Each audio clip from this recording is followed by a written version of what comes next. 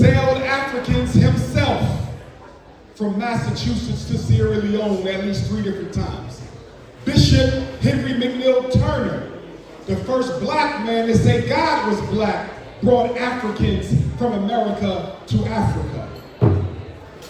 Although the Honorable Marcus Messiah Garvey was never allowed into Africa, many Pan-Africanists of the Garvey movement found themselves back home. There was a major repatriation movement from Arkansas. Rabbi J. Arnold Ford of the Black Hebrews, who once led Garvey's musical program for the UNIA, he came to Ethiopia with many Africans from the diaspora. So this is not a new thing, but it is a good thing that we are intensifying the struggle at this time in our sojourn. Now for my American African brothers and sisters, and my South American African brothers and sisters, and my Central American African brothers and sisters, my Caribbean African brothers and sisters, my Canadian African brothers and sisters. It is important that when we come back to Africa, we come as Africans. It is important that you leave all your Europeanisms in the States.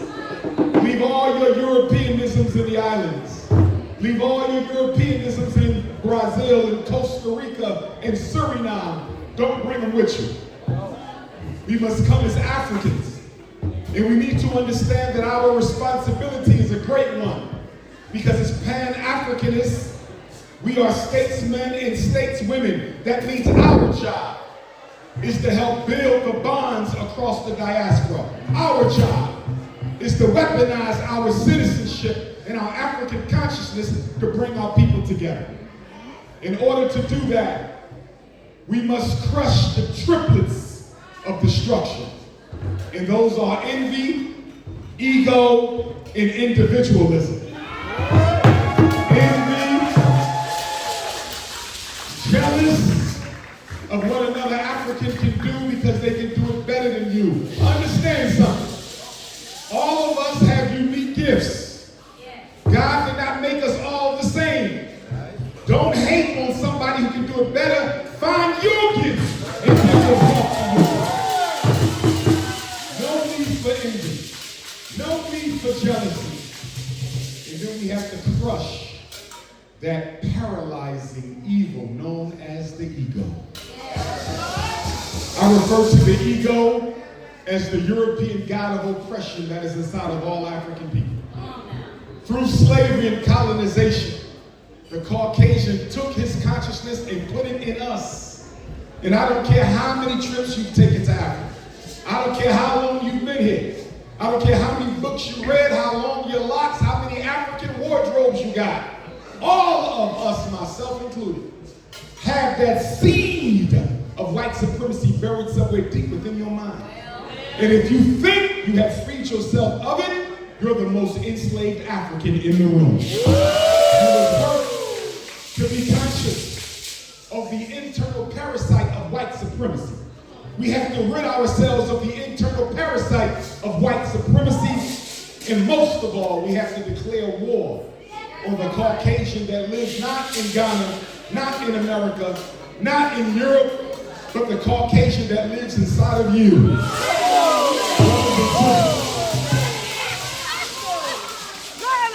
You can take the African out of colonization, but until the African takes the colonization out of himself, he's not free. You can take the American African or the Central and South American African, the Caribbean African, you can take them out of slavery. But until they take the slavery out of themselves, we will never be free. Our struggle now is one for the reclamation of African consciousness. We need a psychological reconstruction movement where we become Africans again. Because so many of us are part-time Europeans. We have to become full-time Africans.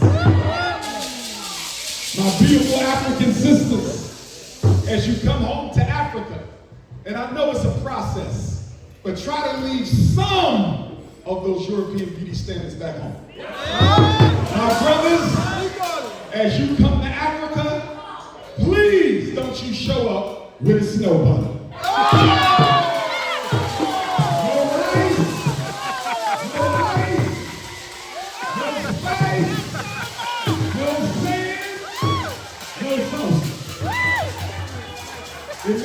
sense for you to come to Ghana with a Caucasian. With all these beautiful black single women we have here. If you don't like butter almond, we got butter pecan. If you don't like sweet brown sugar, we got light brown sugar. If you don't like African butterscotch, we got chocolate fudge. If you don't like pina colada, we got African watermelon. Whatever it is you need, our women come in every flavor. Let's not dishonor our ancestors by dedicating our life and our wealth to women of another community. As Pan-Africanists, we believe that being African comes first. Africa comes before you are an Ashanti. Being African comes before you are of the great kingdom of the God people. Being African comes before you are of the Iwe nation. Being African comes before you are American African, or Jamaican African, or Nigerian African. We are African people first. One African. One African. Brothers and sisters, Osajifo, Dr. Kwame Nkrumah, who gave to us a free and independent, liberated Ghana on March the 6th, 1957. Dr. Nkrumah, who came to Philadelphia and learned his Pan-Africanism from Marcus Garvey. In fact, myself and Dr. Nkrumah pretty much spent time in the same house of Garvey in North Philadelphia.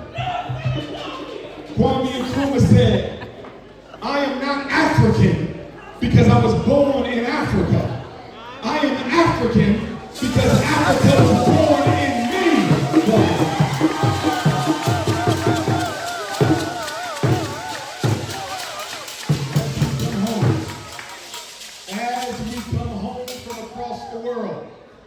Let us not come just to relax.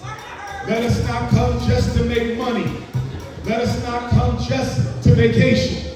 As we stand here tonight, most African people in the world, the Kingdom of Africa, and the entire diaspora do not have food security. Most African people in the world do not have medical security. And many African people in the world don't even have land security. So we got work to do. And one of the things we got to do is build industry, build infrastructure, and build institutions. Africa must be made better because the American African came home. Africa must be made better because the Caribbean African came home. Africa must be made better because the South American African, the Canadian African, the Central American African, the European African, the Australian African came home. The Right Excellent Honorable Marcus Messiah Garvey said, no one can destroy the African but the African himself. Mr. Garvey said that if black men and women are not careful, we will drink in all the poison of Western civilization and we will die from the effects of it. Mr. Garvey said, we don't struggle because we African, we struggle because we African and disorganized. Let us get organized, brothers. Let us get organized.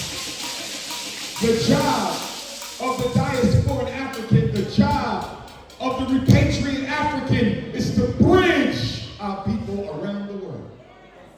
You know, life expectancy in Ghana is about 66 years old. Osajifo, Dr. Kwame Nkrumah, joined the ancestors at about 62 years old. So in 50 years, the life expectancy in Ghana hasn't grown but a few years. That means we got work to do. All these nurses we have in America, all these nurses we have in Africa, why can't we have a Pan-African nursing convention to talk about improving the quality of life?